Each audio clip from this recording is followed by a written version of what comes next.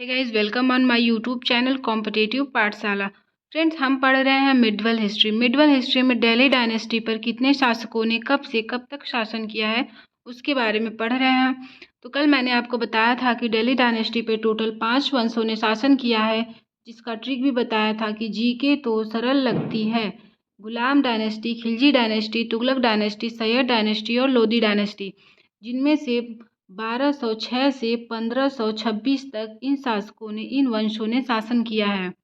ठीक है फ्रेंड्स, तो कल मैंने आपको कुतुबुद्दीन ऐबक के बारे में और इल्तुतमिश के बारे में एक्सप्लेन किया हुआ था, तो एक बार उसका फिर से रिवीजन कर लेते हैं। ऐबक कुर्दी तुर्की जनजाति का था और ऐबक को कुरान ख्वाल, लाख बख्शी और पीर बख्श के नाम से भी जानते हैं।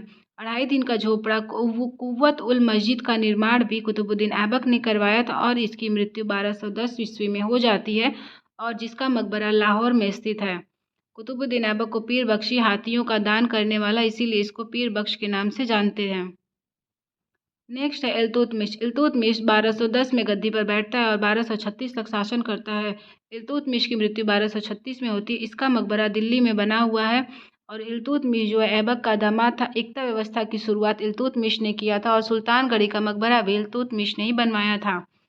चहलगामी और दल चालीसा का प्रारंभ इल्तुतमिश ने किया था। कुतुब मीनार का निर्माण भी इल्तुतमिश ने पूर्ण किया था और दासों का दास भी इल्तुतमिश को ही कहा जाता है। इतना हम पढ़े थे इल्तुतमिश के बारे में।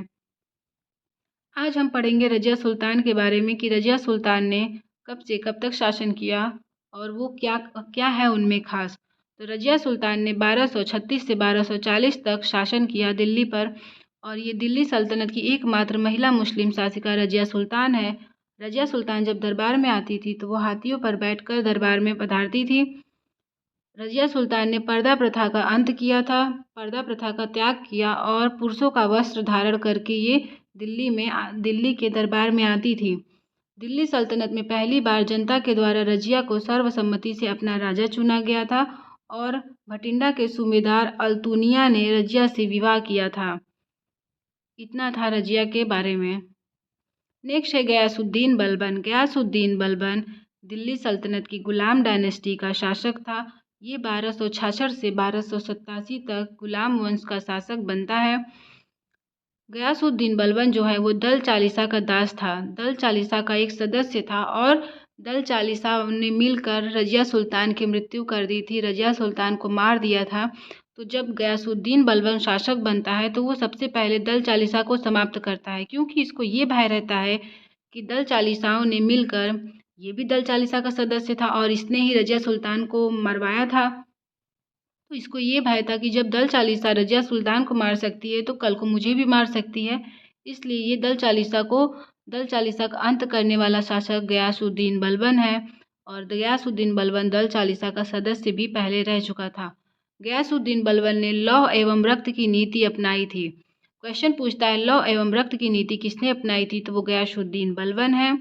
गयासुद्दीन बलबन ने पाबूस प्रथा की शुरुआत किया था। पाबूस प्रथा में पेट की तरफ लेटकर जो भी शासक रहते थे उसका कदम चूमा जाता था। इस प्रथा का शुरुआत गयासुद्दीन बलबन ने किया था और गयासुद्दीन बलबन का वास्तविक नाम बहाउद्दीन है, बहाउद्दीन था गयासुद्दीन बलबन का वास्तविक नाम।